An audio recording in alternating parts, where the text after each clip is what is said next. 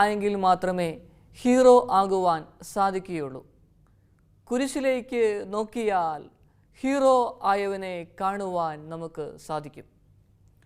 ലോകം നമ്മെ പഠിപ്പിക്കുന്നത് സീറോ ആകാതെ ഹീറോ ആകുവാനാണ്. അങ്ങനെയെങ്കിൽ നമ്മുടെയൊക്കെ ജീവിതമെന്ന് പറയുന്നത് കിരീടം നഷ്ടമായ രാജാവിന് തുല്യമായിരിക്കും. ഈശോ മിശിഹായിൽ സ്നേഹം നിറഞ്ഞ ഗുഡ്നസ് ടിവിയുടെയും ഗുഡ്നസ് യൂട്യൂബ് ചാനലിൻ്റെയും മാന്യ പ്രേക്ഷകരെ, കുരിശിൻ്റെ തണലിൽ ഷാഡോ ഓഫ് ദ ക്രോസ് എന്ന വചനപ്രഘോഷണ പരമ്പരയുടെ 24ാമത്തെ എപ്പിസോഡിലേക്ക് നിങ്ങളെല്ലാവരെയും ഏറ്റവും സ്നേഹത്തോടെ സ്വാഗതം ചെയ്യുന്നു.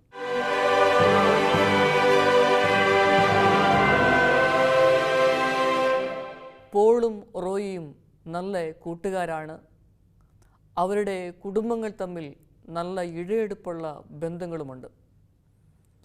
അവരുടെ സംസാരം, ജീവിത രീതികൾ, ഒരുമിച്ചുള്ള യാത്രകൾ എല്ലാം അസൂയാവഹമാണ്. ഒരിക്കൽ പോള് റോയിയുടെ വീട്ടിലെത്തുമ്പോൾ റോയ് വലിയ വിഷമത്തോടുകൂടെ ആയിരിക്കുന്നത് കണ്ടു. എന്താണെന്ന് ചോദിച്ചപ്പോൾ റോയ് മറുപടി പറഞ്ഞു, ബാങ്കിൽ നിന്ന് നല്ലൊരു ലോൺ എടുത്തിട്ടുണ്ടായിരുന്നു, അത് തിരിച്ചു വീട്ടാൻ സാധിച്ചില്ല. അപ്പോൾ ഏതാനും മാസങ്ങൾക്കുള്ളിൽ ജപ്തി വരുമെന്നുള്ള ആ നോട്ടീസ് വന്നു. ആയതിനാൽ വലിയ വിഷമത്തോടെ ഇരിക്കുകയാണ്. റോയിയോട് ഈ പോളിന് വലിയ സഹതാപം തോന്നി. അദ്ദേഹം പറഞ്ഞു, വേദന എനിക്കറിയാം, വിഷമം എനിക്കറിയാം, കൂടെ ഞാനുണ്ട്. ഈ പോളിൻ്റെ മകളുടെ വിവാഹത്തിനായി നല്ലൊരു എമൗണ്ട് ബാങ്കിൽ സൂക്ഷിച്ചിരുന്നു. അദ്ദേഹം അത് മുഴുവൻ കൊടുത്തുകൊണ്ട് പറഞ്ഞു, ഈ കടങ്ങളൊക്കെ വീട്ടണം, അധികം താമസിയാതെ തന്നെ ഈ പണം തിരിച്ചു തരണം, കാരണം മകളുടെ വിവാഹം ഏകദേശം 2-3 മാസത്തിനുള്ളിലാണ്. റോയ്ക്ക് സന്തോഷമായി കടങ്ങളൊക്കെ വീട്ടി. അങ്ങനെ മുമ്പോട്ട് പോകുന്നു. 3 മാസം കഴിഞ്ഞു, 4 മാസം കഴിഞ്ഞു. റോയ്ക്ക് പണം പോളിന് തിരിച്ചു കൊടുക്കുവാൻ സാധിക്കാത്ത അവസ്ഥയിലേക്ക് എത്തുന്നു. വലിയ വേദനയായി. ആ പൈസ കിട്ടില്ല എന്നുള്ള തോന്നലുകളും എല്ലാം വന്ന് വലിയ അസ്വസ്ഥതയോടെ പോളിൻ്റെ കുടുംബം കടന്നു പോവുകയാണ്. അങ്ങനെ ഇഴയെടുപ്പമുള്ള ആ കുടുംബാംഗങ്ങൾ തമ്മിൽ മിണ്ടാതെയായി. പോളിൻ്റെ മനസ്സിൽ റോയിനെക്കുറിച്ചുള്ള വലിയ വെറുപ്പും വിദ്വേഷമൊക്കെയായി. അങ്ങനെ പോള് പലതരത്തിലുള്ള രോഗങ്ങൾക്ക് വിധേയനായി ആശുപത്രികളിലേക്കൊക്കെ ചെന്നു. അതിനൊന്നും പ്രതിവിധി ഉണ്ടാകുന്നില്ല. ശരീരം ചൊറിഞ്ഞു തൊടിക്കുന്നു, തലമുടികളൊക്കെ നരച്ചു തുടങ്ങിയിരിക്കുന്നു. എപ്പോഴും വലിയ വേദനയാണ്, വലിയ ഗ്യാസ് ട്രബിളിൻ്റെ അനുഭവങ്ങളൊക്കെ. ഡോക്ടേഴ്സ് പരിശോധിച്ചു, കാരണങ്ങളൊന്നും അവർക്ക് കണ്ടെത്താൻ പറ്റിയില്ല. അവസാനം ഈ പോൾ ഒരു കൗൺസിലിങ്ങിന് വിധേയനാവുകയാണ്. അദ്ദേഹത്തിൻ്റെ ജീവിതത്തിലൂടെ ഈ കൗൺസിലർ കടന്നുപോയി. അദ്ദേഹം വേദനയിലൂടെ പോകുന്നുവെന്ന് ഈ കൗൺസിലർക്ക് മനസ്സിലായി. വേദന മുഴുവൻ മനസ്സിലായപ്പോൾ കൗൺസിലർ പറഞ്ഞു, ഈ റോയിയെ മനസ്സിൽ നിന്ന് ഒന്ന് മാറ്റുവാനായിട്ട് ശ്രമിക്കണം. കാരണം സ്നേഹിച്ച ആ സുഹൃത്ത് വഞ്ചിച്ചതിൻ്റെ വേദനയുണ്ട്. ആ വേദന മാറ്റിയെടുക്കണമെങ്കിൽ പതുക്കെയൊന്ന് മറക്കാൻ, പൊറുക്കാൻ, ക്ഷമിക്കാൻ തയ്യാറാകണം.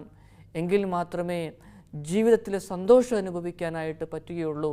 അല്ലെങ്കിൽ ഊണിലും ഉറക്കത്തിലും ഈ വ്യക്തിയെ വഹിച്ചുകൊണ്ടാണ് നടക്കുന്നത്. പണമോ നഷ്ടപ്പെട്ടു, ഇനി മനസ്സമാധാനം കൂടെ നഷ്ടപ്പെടരുതെന്ന് പറഞ്ഞു. സ്നേഹമുള്ളവരെ, ഈ ഒരവസ്ഥ നമ്മുടെയൊക്കെ ജീവിതങ്ങളിലും സംഭവിക്കാം. ഇത്തരം സംഭവങ്ങൾ ഇന്ന് സർവ്വസാധാരണമാണ്. ചതിച്ച കാമുകനോട്, വഞ്ചിച്ച ഭാര്യയോട്, കഠിനമായി പീഡിപ്പിച്ച അമ്മയോട്, അപ്പനോട്, അകാരണമായി നമ്മളെ വേദനിപ്പിക്കുന്ന വ്യക്തികളോട്, എന്തു ചെയ്താലും കുറ്റപ്പെടുത്തുക മാത്രം ചെയ്യുന്ന മേലധികാരികളോട്, ഇവരോടൊക്കെയുള്ള ദേഷ്യവും അസ്വസ്ഥതയും ക്രോധവുമൊക്കെ വെച്ചുകൊണ്ട് നമ്മുടെ ജീവിതം മുമ്പോട്ട് പോവുകയാണെങ്കിൽ ഒരിക്കലും മനഃശാന്തി നേടുവാൻ സാധിക്കില്ല സഹോദരങ്ങളെ. ഈ നിമിഷം എന്നെ കേൾക്കുന്ന നിങ്ങൾ ഓരോരുത്തരെയും സമർപ്പിച്ച് ഞാൻ പ്രാർത്ഥിക്കുകയാണ്. ഒരുപക്ഷെ നമ്മുടെയൊക്കെ ജീവിതങ്ങളിൽ വേദനയുടെ വിഴുപ്പ് ഭാണ്ഡങ്ങളുണ്ട്, ക്ഷമിക്കാൻ പറ്റാത്തതിൻ്റെ, പൊറുക്കാൻ പറ്റാത്തതിൻ്റെ ആ വേദനകൾ, കൈപ്പേറിയ അനുഭവങ്ങൾ അലട്ടുന്നുണ്ടാവാം. ദൈവമേ, എന്നെ കേൾക്കുന്ന ഓരോ വ്യക്തിയെയും കുടുംബത്തെയും സമർപ്പിച്ച് പ്രാർത്ഥിക്കുകയാണ്. മനസ്സിലെ വേദനകൾ, മുറിപ്പെടുത്തുന്ന ചിന്തകൾ നാഥ ഏറ്റെടുത്ത് അനുഗ്രഹം ചൊരിയണമേ എന്ന് പ്രാർത്ഥിക്കുന്നു.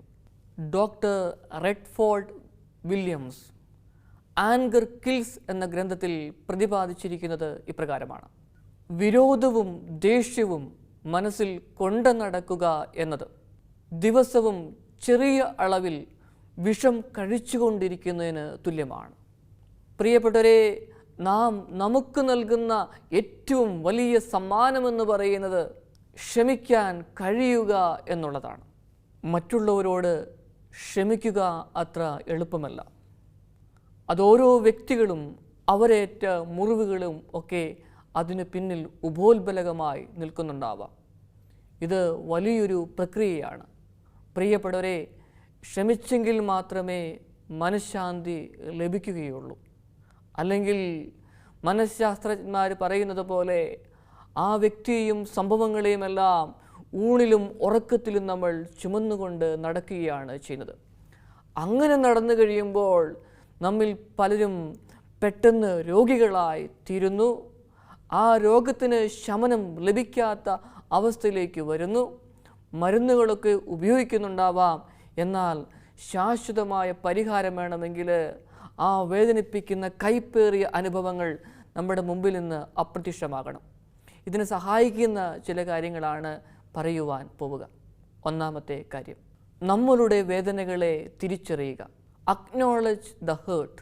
പ്രിയപ്പെട്ടവരെ, നമ്മുടെ വേദനകളെ തിരിച്ചറിയുവാൻ സാധിക്കണമെങ്കിൽ ദൈവത്തിൻ്റെ മുമ്പിൽ നിശബ്ദമായി ചിലവഴിക്കുവാനായിട്ട് സാധിക്കണം.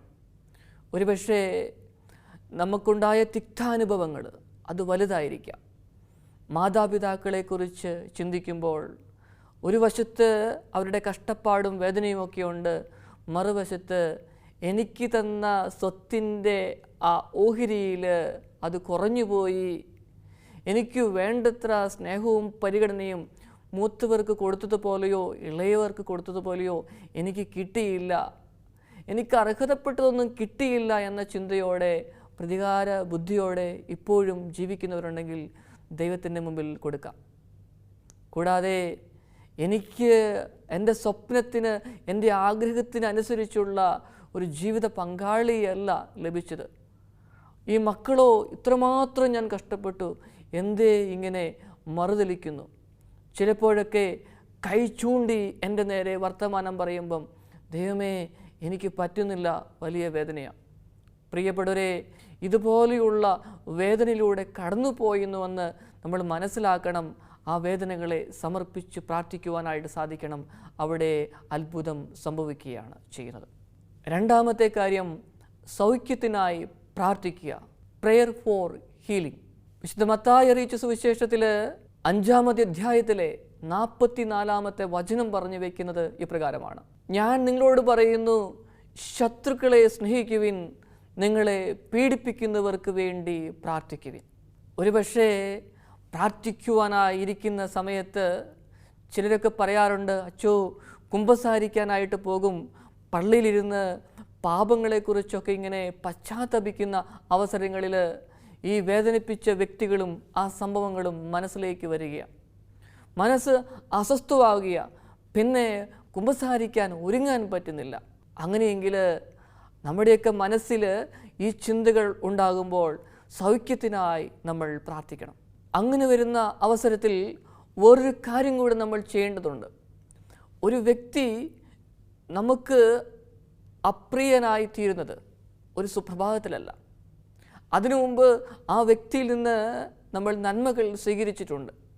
ആ വ്യക്തിയുടെ നന്മകളൊക്കെ നമുക്ക് ഏറ്റവും സ്നേഹത്തോടെ ഓർക്കാം.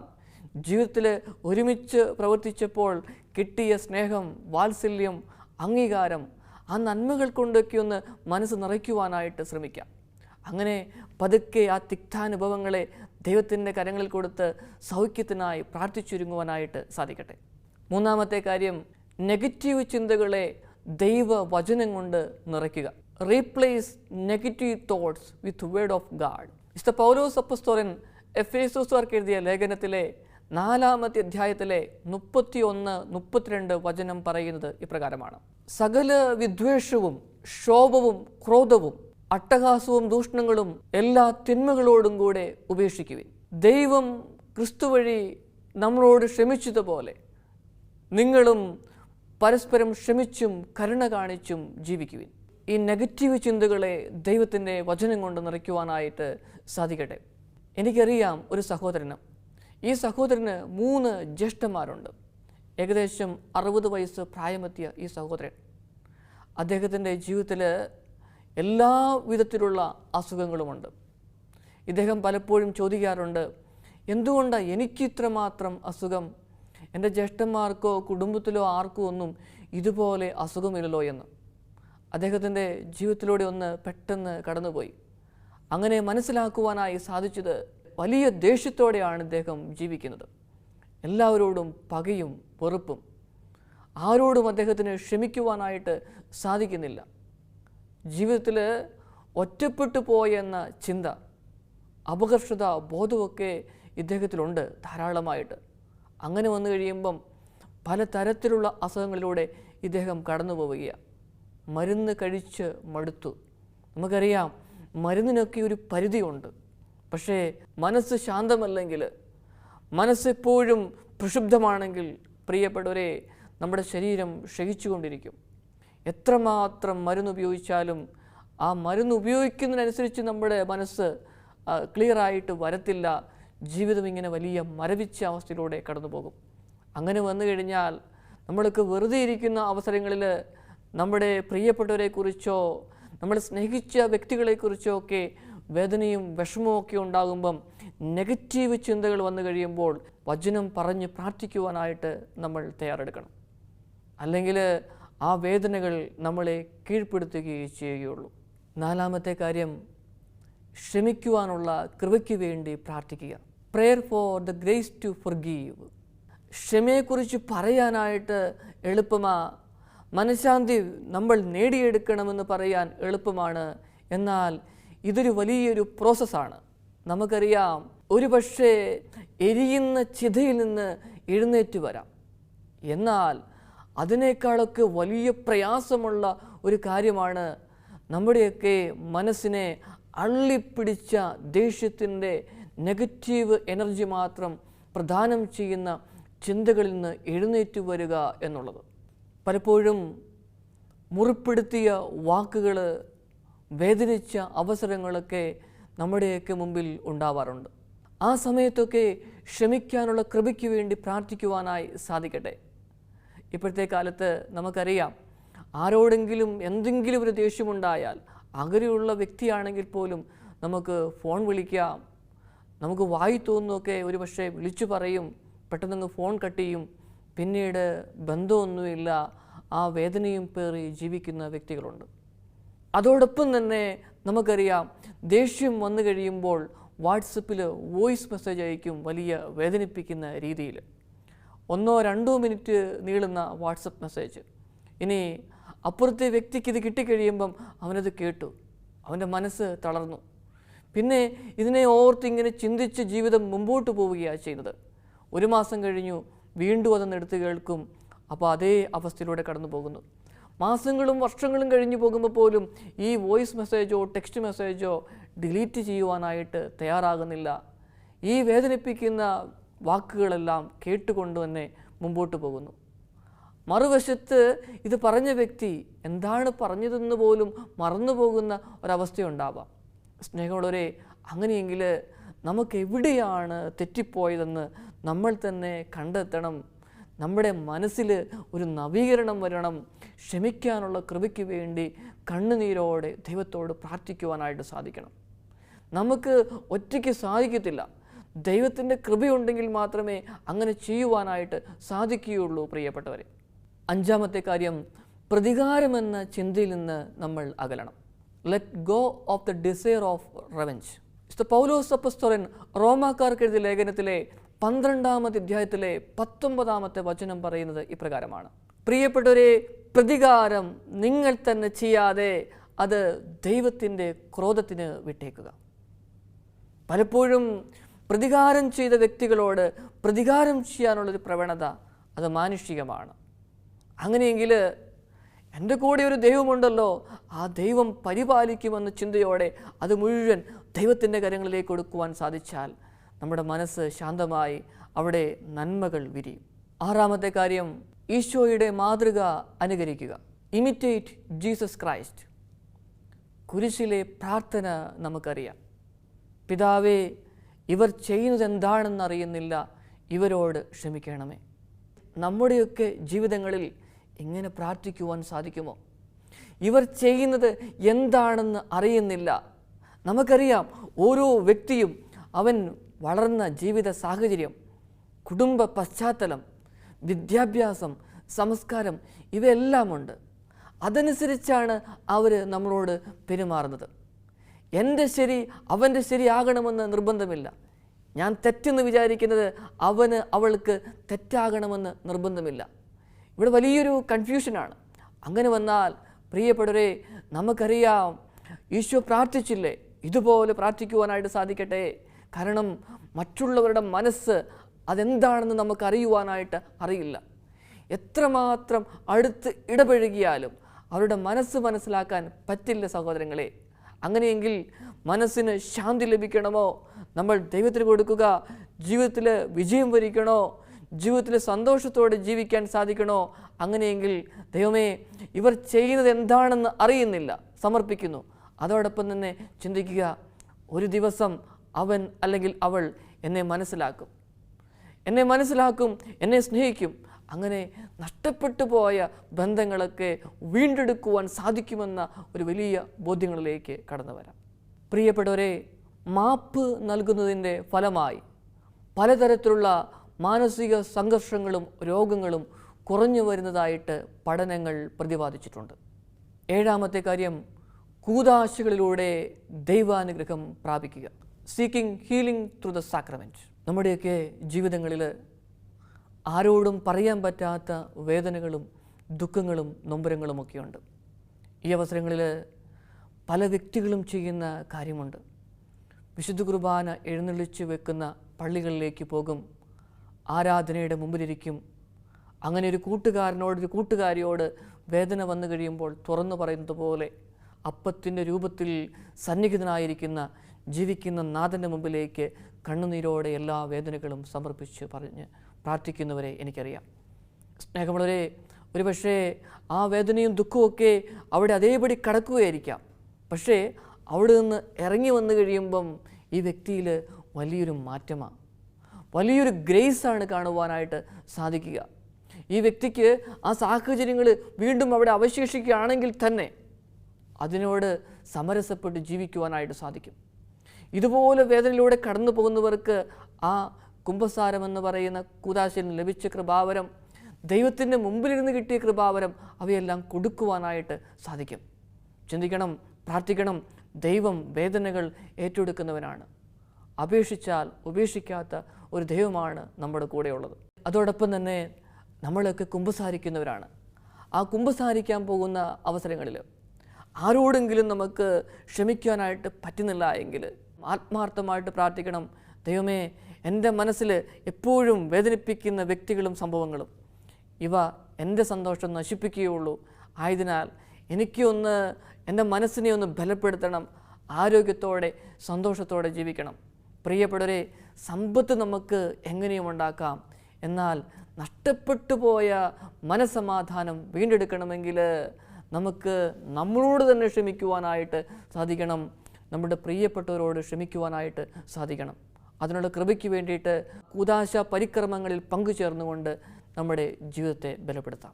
ക്ഷമിക്കുന്നതിലൂടെ, മറക്കുന്നതിലൂടെ രോഗശാന്തിയും ആത്മസംതൃപ്തിയും ലഭിക്കുകയാണ് ചെയ്യുന്നത്.